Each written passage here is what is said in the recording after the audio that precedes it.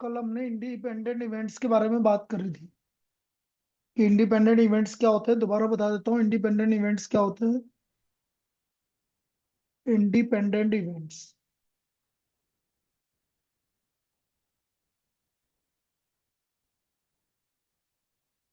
if A and B are independent event,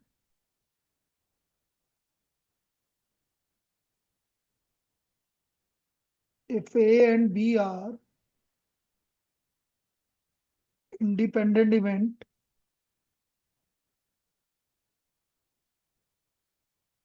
then PA intersection B will be equal to PA multiplied by PB. PA intersection B किसके equal होगा? PA multiplied by PB. यदि A और B independent event है तो PA intersection B PA into PB के equal होगा। ये independent events की डेफिनेशन है। अब देखो इस पे क्वेश्चंस किस तरह से बनेंगे ये समझो। The odds in favor of an event, the odds in favor of an event is 2:3, and odds against another event, and odds against another event is 3:7. Find the probability that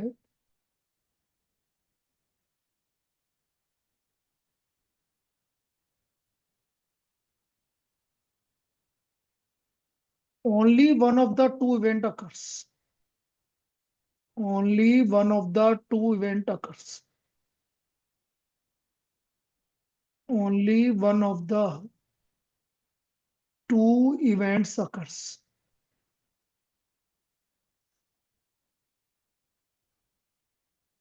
केवल एक event होगा। अब देखो किस तरह से करेंगे।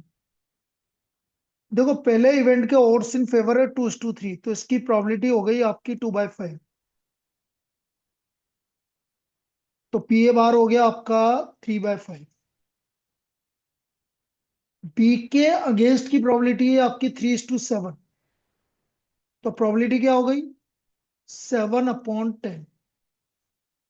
तो पीवी बार हो गया आपका 3/10। अब ये बोल रहा है कि केवल एक इवेंट हो रहा है, only one event occurs. Only one event occurs.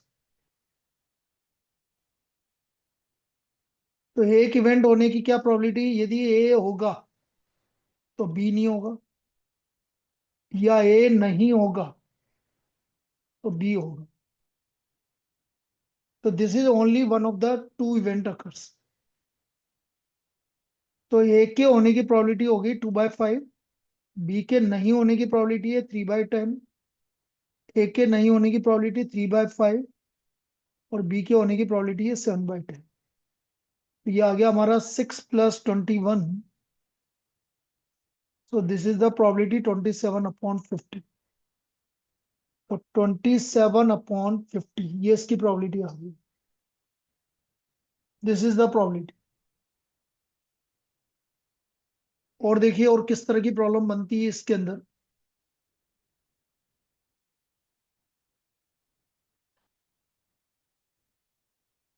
A problem in mathematics. In mathematics is given to three students.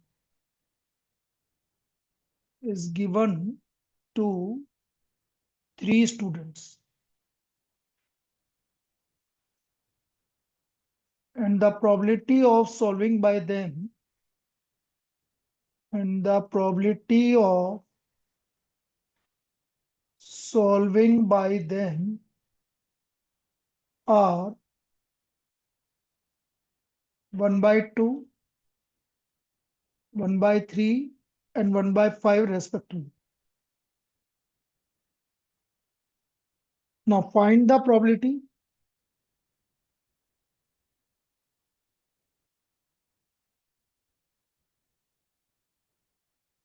that first problem is solved. Problem is solved. Second, at least one of them solves the problem. At least one of them solves the problem.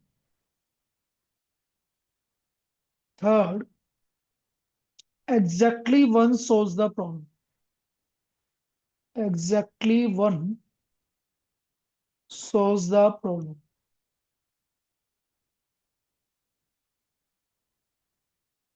Fourth, at least two solves the problem. At least two solves the problem.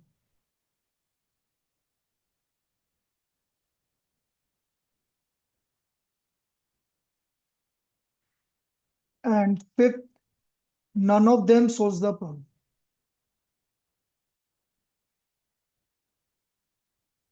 None of them solves the problem.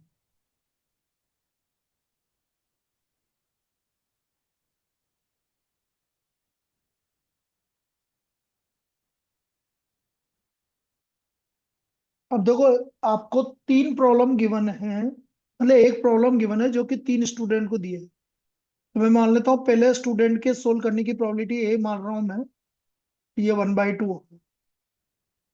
तो इसका P A बार हो गया 1 - 1/2, मतलब 1/2। P B हमने मान लिया 1/3। तो P B बार 1 - 1/3, क्योंकि किसके इक्वल आ गया, 2/3। पीसी आ गया 1/5। तो पीसी बार आ गया आपका 1 - 1/5, क्योंकि किसके इक्वल आ गया, 4/5। तो हमें निकालना है problem is solve. P problem is solve.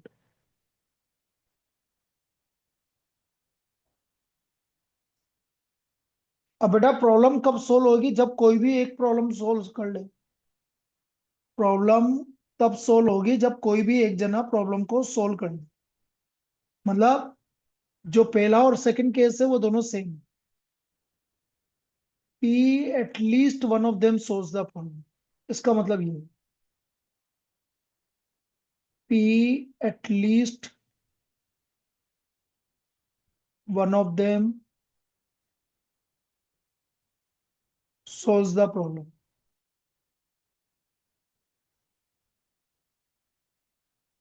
First और second case same, first and second. Problem is solve का मतलब ही यही है।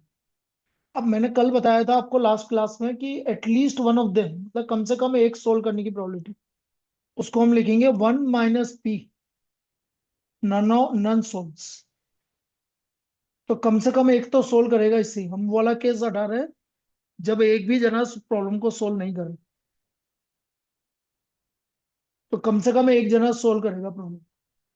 तो नन सोल्व हो गया P A bar, P B bar, P C bar. तो जो ये आपका थर्ड वाला केस है इसमें क्या आएगा, पी ए बार। अब फिफ्थ वाला case, P B bar, P C bar. तो पी ए बार हो गया आपका 1/2, पी बी बार हो गया 2/3, 4/5।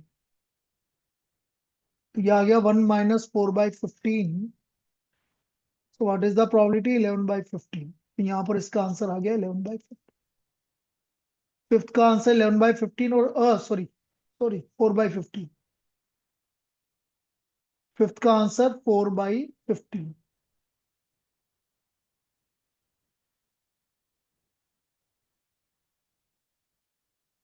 और फर्स्ट और सेकंड का आंसर क्या आ गया, 11/15। कम से कम एक सोल्व करने की।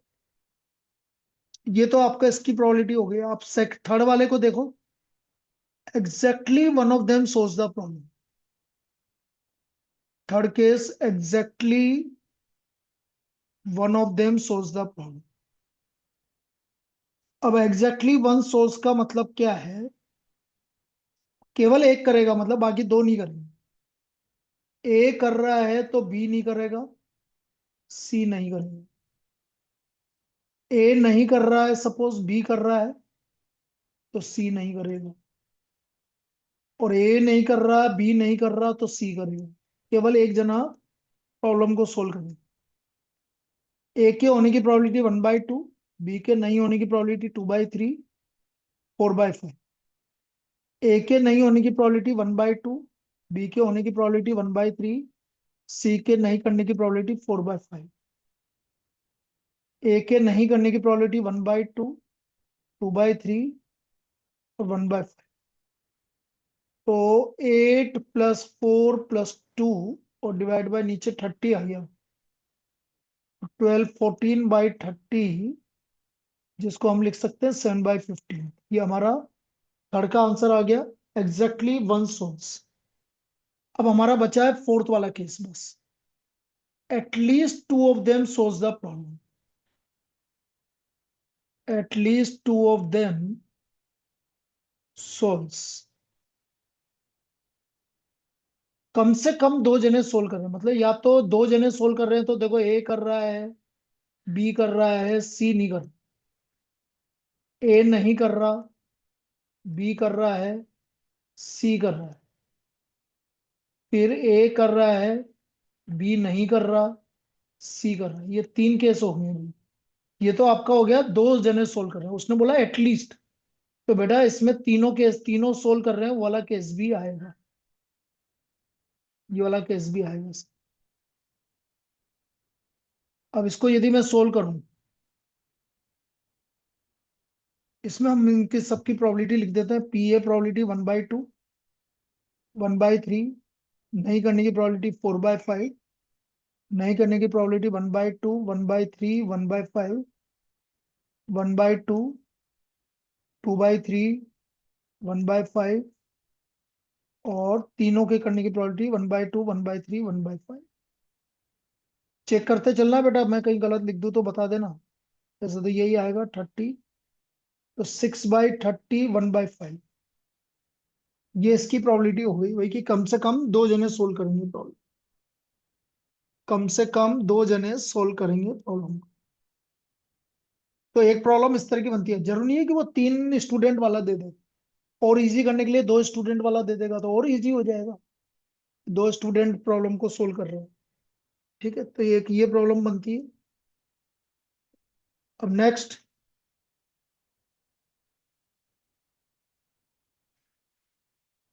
ए speaks truth.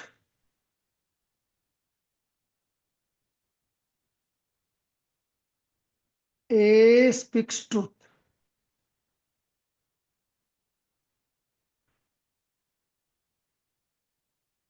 in 90% of the cases, and B speaks truth, and B speaks truth in 70% of the cases.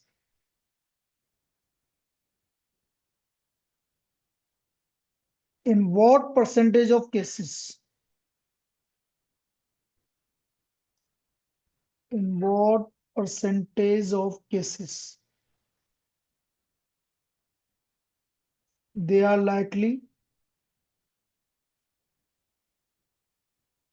मैं दो केस में इसके क्वेश्चन बना देता हूं। पहला बना देता हूं contradict each other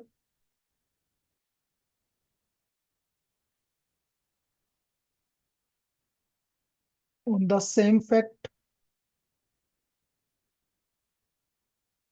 and second agree each other on the same, agree each other on the same।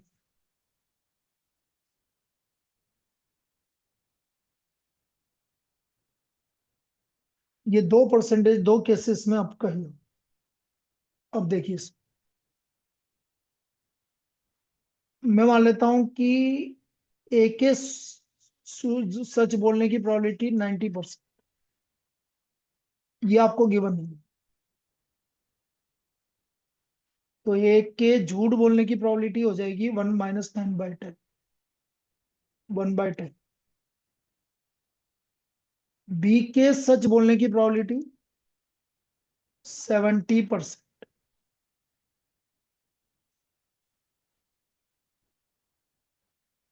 तो बी के झूठ बोलने की प्रोबेबिलिटी 1 - 7/10, 3/10।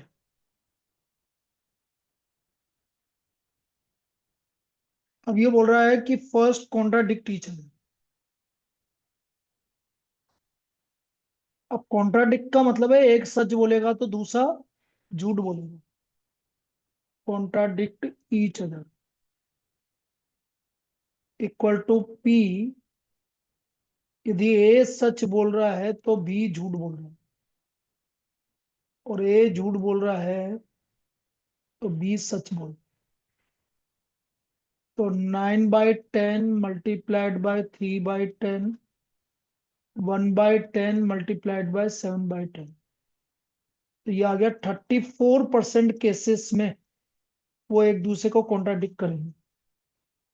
अब यदि 34% केसेस में कॉन्ट्राडिक्ट कर रहे हैं तो इसका मतलब 66% केसेस में वो एग्री करेंगे। देखते हैं, निकाल के देखते हैं वही आएगा कि नहीं आएगा।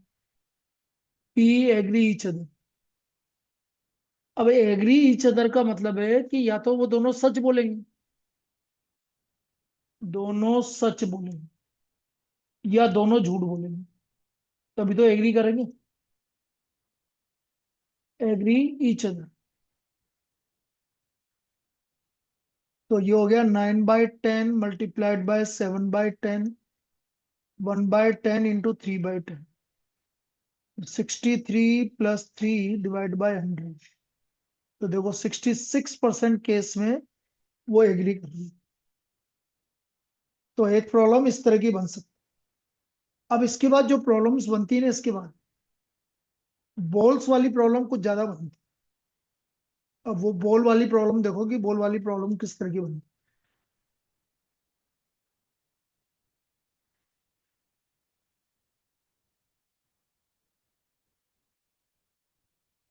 अब मैं आपसे बोल रहा हूं कि suppose there are 3 boxes.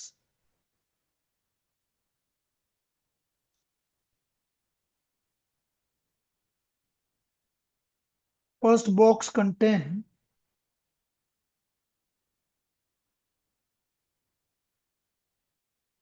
5 blue, 8 red and 10 white balls.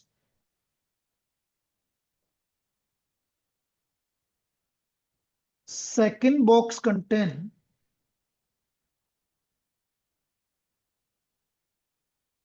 4 blue,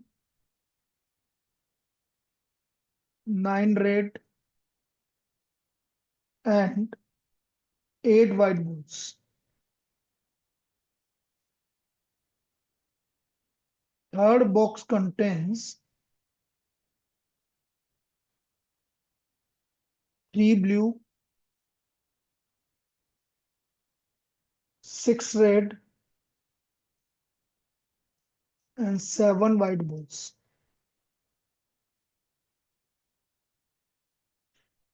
One ball is drawn from each box.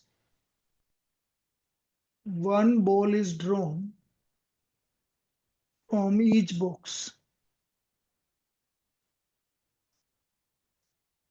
What is the probability that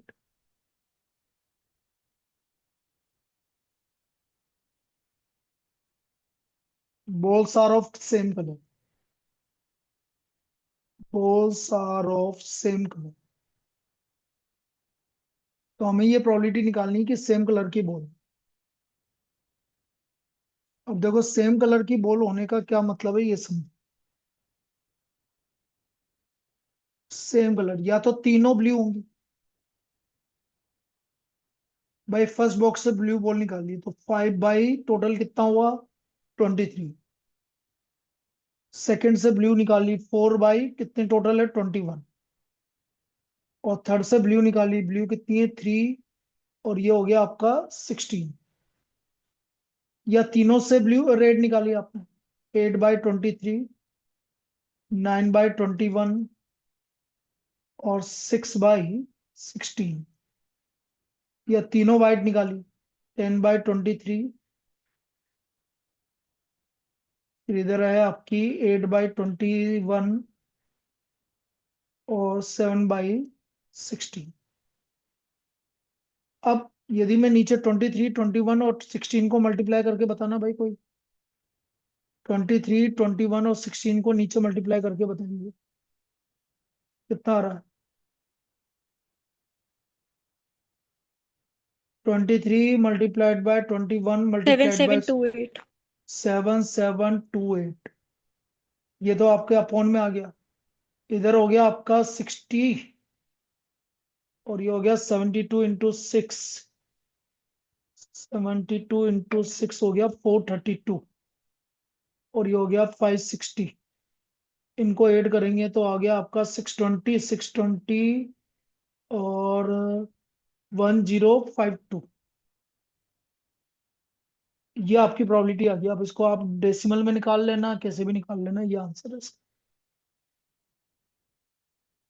तो एक प्रॉब्लम इस तरह की बनेगी कि जिसमें आपको एक एक बोल निकालनी है। दूसरी टाइप की इसमें जो प्रॉब्लम बनती है वो देखिए आप। जैसे मैं आपसे बोल रहा हूं कि there are 2 ants।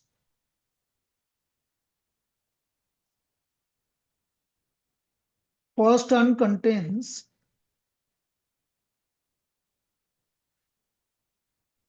5 red and 7 white balls.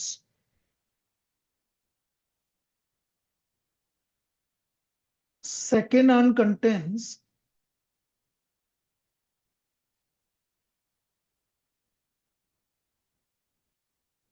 4 red and 6 white balls. 4 red and 6 white balls.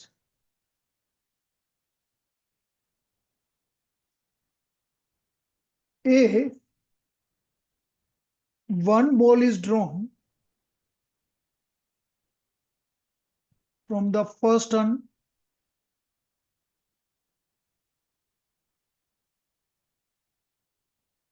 and transferred to second ant without noticing its color. Without noticing its color. Then a ball is drawn from the second ant.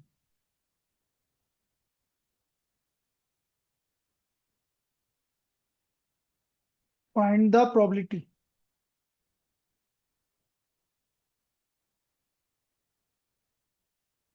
that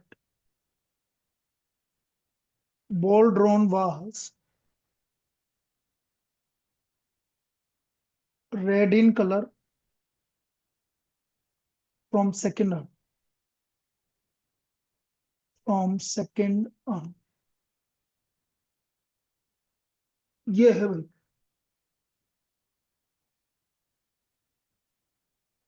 वो जरूरी नहीं है एक भी ball निकाले, वो 2 ball भी निकलवा सकता है। अभी अपन एक बॉल की बात कर रहे हैं। देखो, ये हमारा फर्स्ट टर्न है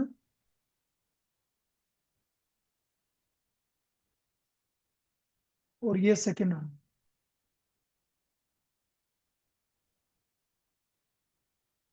फर्स्ट टर्न में आपके 5 रेड और 7 वाइट है। सेकेंड में 4 रेड और 6 वाइट। अब आपने क्या करा, एक बॉल यहां से यहां तक डाली और यहां से एक बॉल निकाली और वो आपकी बॉल कौन सी आनी चाहिए, रेड बॉल आनी चाहिए। वो बॉल हमारी रेड बॉल आनी चाहिए। ये है भाई। अब देखो फर्स्ट टर्न से तो आपकी कोई सी भी बॉल आ सकती है। तो हमारी जो प्रोबेबिलिटी होगी, देखो पहले वो सपोज मैंने फर्स्ट टर्न से रेड बॉल निकाली तो सेकंड से भी रेड निकाली, या फर्स्ट से व्हाइट निकाली और सेकंड से तो रेड निकालनी ही है हमें। ये पॉसिबिलिटी हो सकती है, दो पॉसिबिलिटी। भाई पहले से रेड निकाली, दूसरे से भी रेड निकाली, पहले से व्हाइट निकाली और दूसरे से रेड निकाली। अब यदि मैं पहले से रेड निकालता हूं तो फर्स्ट बैग से रेड आने की प्रोबेबिलिटी हो गई हमारी 5/12। अब जैसे ही आपने एक बॉल इधर डाली, ये बॉल रेड बॉल आपने सेकंड बैग में डाल दी, तो सेकंड में आपकी रेड बॉल हो गई 5 और निकालनी आपको रेड है 5/11, टोटल हो गई 11। तो सेकंड राउंड से रेड बॉल आने की प्रोबेबिलिटी कितनी हो गई? 5/। या सपोज मैंने यहां से व्हाइट निकाली, अब व्हाइट आपने यहाँ डाल दी तो व्हाइट 7 हो गई, लेकिन निकालनी तो रेड है मुझे, तो रेड आने की प्रोबेबिलिटी कितनी हो गई? 4/11। तो ये प्रोबेबिलिटी हो गई हमारी 25 + 28, 53/132। ये हमारी इसकी प्रोबेबिलिटी है। तो ये एक तरह की प्रॉब्लम, इस तरह की प्रॉब्लम एक और बनती है, इसमें आपका बोल तो जैसा बोलते जाए बस वैसे करते जाओ, अपना आप हो जाएगा आंसर। ये और देखो,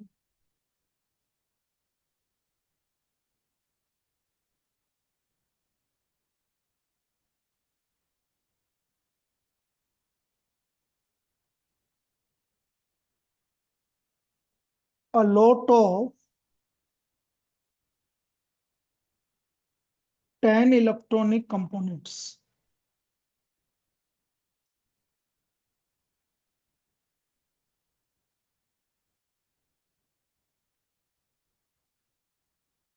is known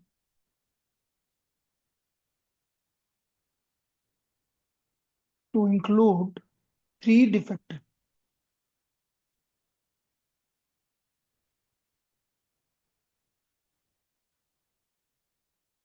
parts. If a sample of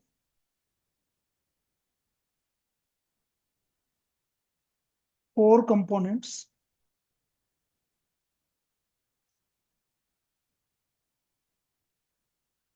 is selected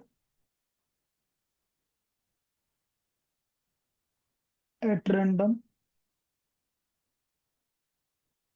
from the lot, what is the probability that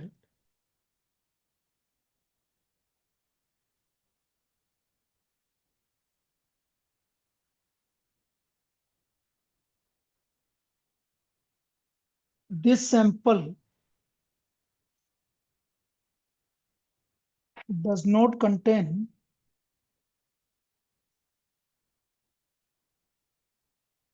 more than one defect? More than one defect.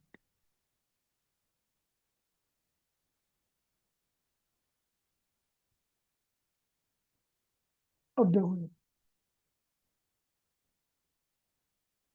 आपके पास 10 इलेक्ट्रॉनिक कंपोनेंट है जिसमें 3 डिफेक्टिव है, तो बेटा 7 नॉन डिफेक्टिव है।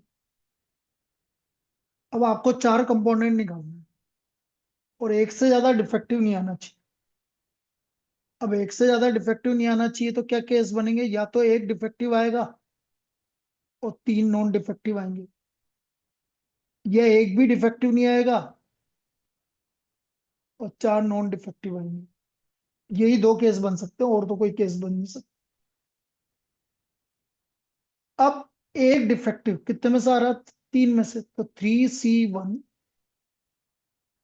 और 7 में से 3 नॉन डिफेक्टिव, तो 7C3 डिवाइड बाय 10C4। भाई 10 में से 4 आइटम निकालना है। फिर 3C0 एक भी नहीं आ रहा, 7C4 अपॉन 10C4। ये इसकी प्रोबेबिलिटी होगी। एक डिफेक्टिव, 3 नॉन डिफेक्टिव, या एक भी डिफेक्टिव नहीं, चारों नॉन डिफेक्टिव। अब 3C1 की वैल्यू 3 होती है, 7C3 की वैल्यू 35 होती है, 3C0 की वैल्यू 1 होता है, 7C4 की वैल्यू भी 35 होती है, और 10C4 की वैल्यू 210 होती है। ये हो गया 140 डिवाइड बाय 210, 2/3।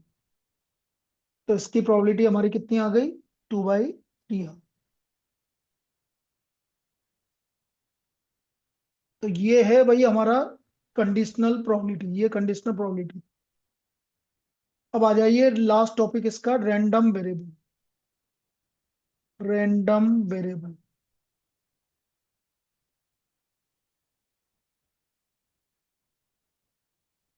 देखो रैंडम वेरिएबल, रैंडम वेरिएबल की वैल्यू पॉजिटिव भी हो सकती है, नेगेटिव भी हो सकती है, जीरो भी हो सकती है। पहली बात तो ये समझो, रैंडम वेरिएबल में भी पॉजिटिव, नेगेटिव और जीरो। अब यहाँ रैंडम वेरिएबल किससे बोल रहे हैं, ये चीज समझो। जैसे एग्जांपल के लिए मैंने बोला coin is tossed 3 times,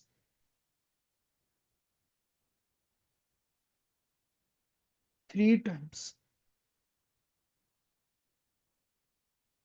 find the, ये प्रोबेबिलिटी डिस्ट्रीब्यूशन की बात हो रही है भैया, probability distribution of number of heads of number of number of heads की प्रोबेबिलिटी डिस्ट्रीब्यूशन निकालना है।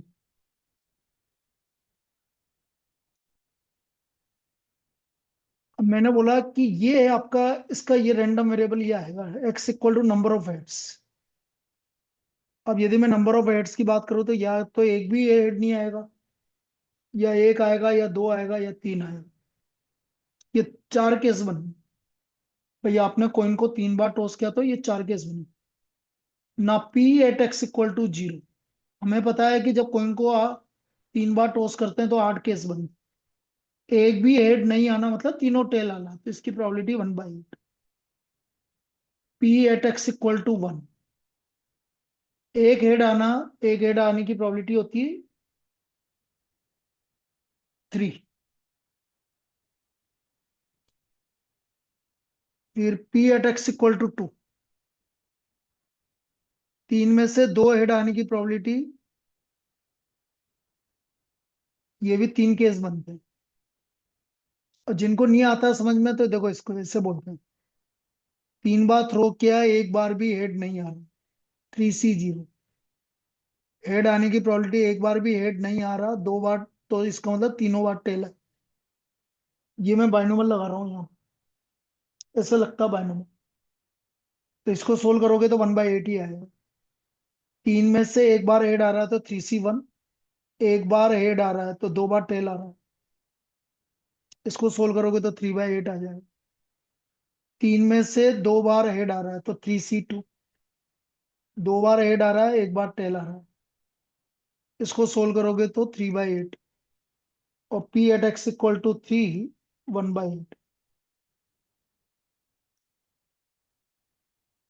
इसको तीनों बार हेड आ रहा है, तो इसको सोल्व करोगे तो 1/8। अब एक चीज इंपॉर्टेंट है इसके अंदर, बाय जितने भी रैंडम वेरिएबल आएंगे यदि मैं इनका सम करूंगा ना कभी, इनका सम,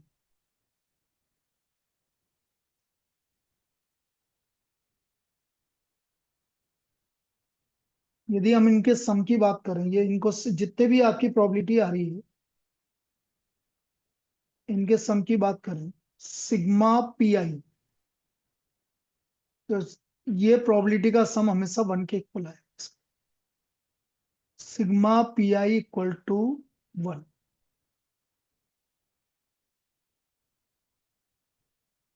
सिग्मा पी आई की वैल्यू किसके इक्वल आएगी, 1 के इक्वल है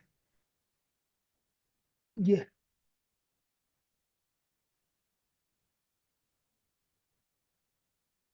तो ये सबसे इंपॉर्टेंट कंसेप्ट है, इस पे आपकी प्रॉब्लम पूछी जाएगी।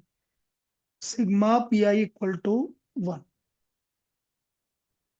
अब यहां पर मीन की बात करते हैं, मीन और एक्सपेक्टेड वैल्यू।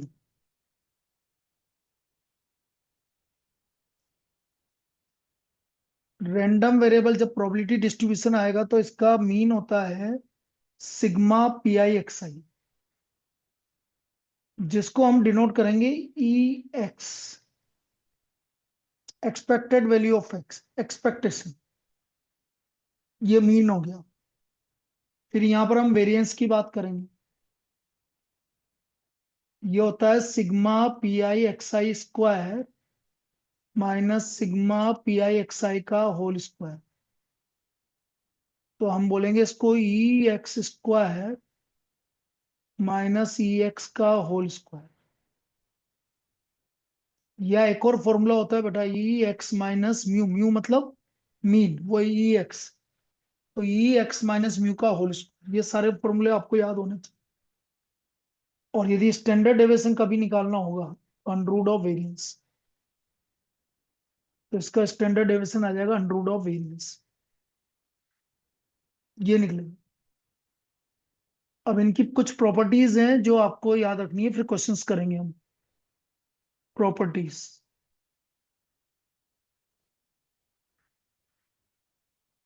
यदि किसी एक्स कांस्टेंट की एक्सपेक्टेड वैल्यू निकालोगे तो कांस्टेंट ही आएगा। कांस्टेंट की एक्सपेक्टेड वैल्यू कांस्टेंट ही रहेगा। फिर कांस्टेंट के साथ एक्स आ रहा है तो हम बोलेंगे के ई एक्स।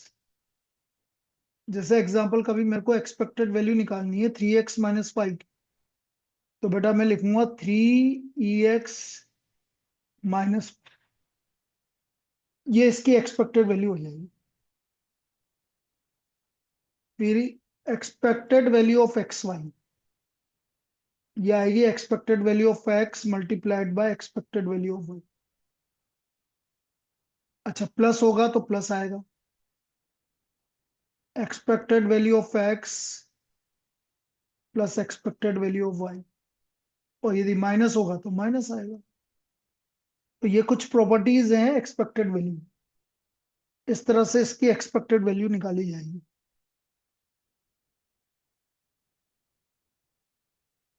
अब इस पे अपन क्वेश्चंस करेंगे अगली वाली क्लास में। अभी मैं 10 मिनट बाद वापस ज्वाइन करूंगा। अब 10 मिनट का थोड़ा सा ब्रेक है, मेरे को कुछ काम है। 10 मिनट के बाद मिलते हैं वापस।